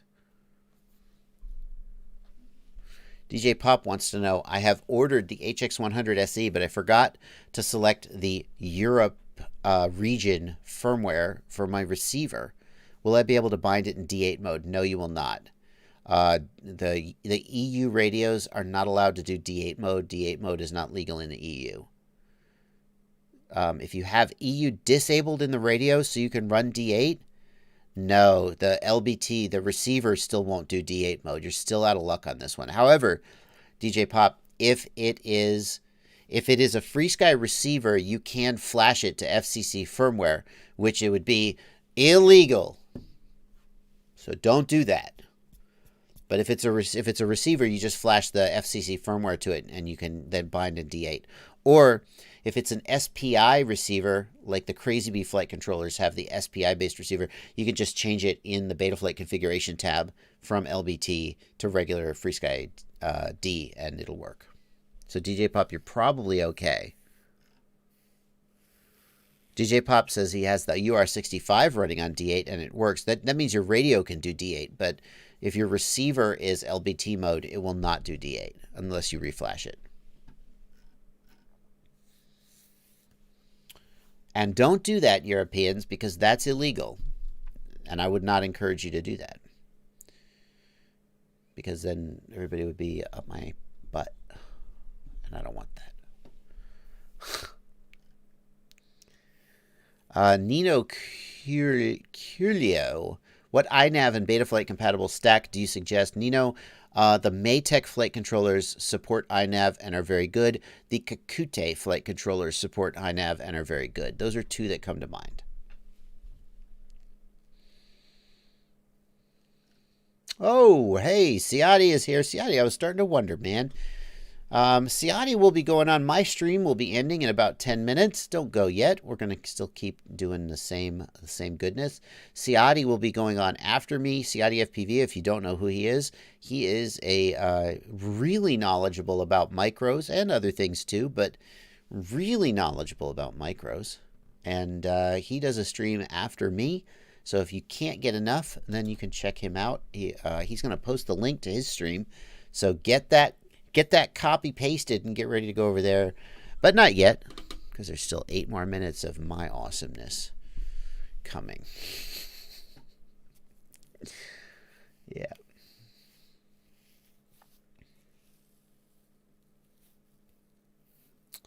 David Lasowski says, I bought the Dock King about a year ago because I have a Trudy, but I noticed zero difference. Yeah. David Lasowski, when the Furious FPV Dock King came out, they claimed it enhanced the performance of the module. I tested it twice, and both times I tested it, I thought that the Dock King performed slightly worse than just a regular Trudy module. And both times Furious FPV said, the first time they said, it's a prototype, let us send you a production sample. And the second time they said, we'll fix it in a firmware update or something like that. I don't remember the exact thing they said, but both times I tested it, I thought it was slightly worse and definitely not better. The Dock King is nice because it has like a built-in OSD. It just turns your module into a ground station. But as far as improving performance, I don't buy it either. Chet W says, have you tried the 1.3 gig video transmitters before? Chet, 1.3 gig will give you a lot more range. Like, you'll be so pleased with the video range on 1.3 gig. There are issues with simultaneous channels in the air, especially in the US. I think there's only one legal channel. And there are issues with harmonic interference with higher frequencies. You may need to get a filter depending on whether you're using Crossfire or 2.4 gig control. But and of course the larger antennas are going to be a downside. Although there are some very good antennas. I'm going to see if I can find it. Yeah. This is a VAS 1.3 gig side feed antenna. And honestly, these side feed antennas are actually not as big as you would think. Here's a True RC side feed. They're not as big as you would think compared to like a cloverleaf. So if you want a smaller antenna for 1.3 gig, have a look at these side feed antennas. They're pretty, like, compare that to this 1.3 gig Mad Mushroom. Look how big this thing is compared to the SMA connector. And now look at the side feed antenna.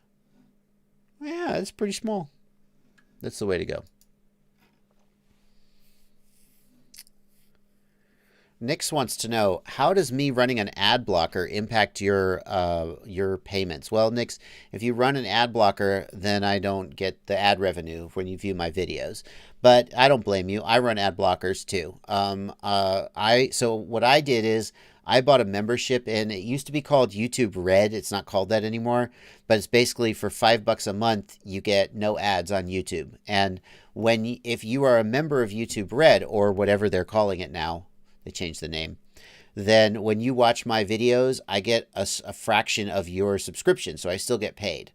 If you watch a lot of YouTube and you hate ads, then either just run an ad blocker. I don't blame you. I also run an ad blocker. It's because ads suck. But if you want to support the creators you're watching, just pay that $5 a month for YouTube Red. And it actually, you're like, well, $5 a month divided by the number of people I watch, how much? You have no idea how little ad impressions are worth. So if I got like 50 cents off of your YouTube Red subscription, that's probably more than I would get if you stopped running your ad blocker. So thank you for asking. Yep. YouTube Premium, that's what it's called. Ronnie Renkung, I'm not stopping my live stream because Ciati is starting. Oh, you guys can't see my face. I'm not stopping my live stream because Ciati's starting. My live stream always stops. It runs from 1 to 3. And Ciati is starting his live stream because that's when I stop. That's right. Yeah. Ronnie, I appreciate your enthusiasm. Yeah. Ronnie, my DVR will be up, and catch me at 1 p.m. on Sunday and 8 p.m. on Monday Eastern Time. Yeah, Matt RC, the ad revenue on YouTube is, at a channel of my level, I'm doing the math, at a channel of my level, and now bear in mind I have 135,000 subscribers and I put out 6 videos a week. I think for a single male, I would not be below the poverty line. I think. I'm not sure what the poverty line is. So that's where ad revenue's at. Unless you're, in the millions of subs, your ad revenue is pretty small. And that's why the Patreon is such a big deal. The Patreon supporters are a really big deal. And using the affiliate links is actually a big deal. Each affiliate, the typical affiliate amount is between 4 and 6%. So when you look at that final amount, the affiliate gets between 4 and 6% of that typically, sometimes a little lower, maybe 3%. And you're like, well, that's not very much. But you guys spend a lot of money collectively. It does add up. So How often do you calibrate rapid fire? Asks Tom Petersons. After a firmware update, recalibrate your rapid fire and never again.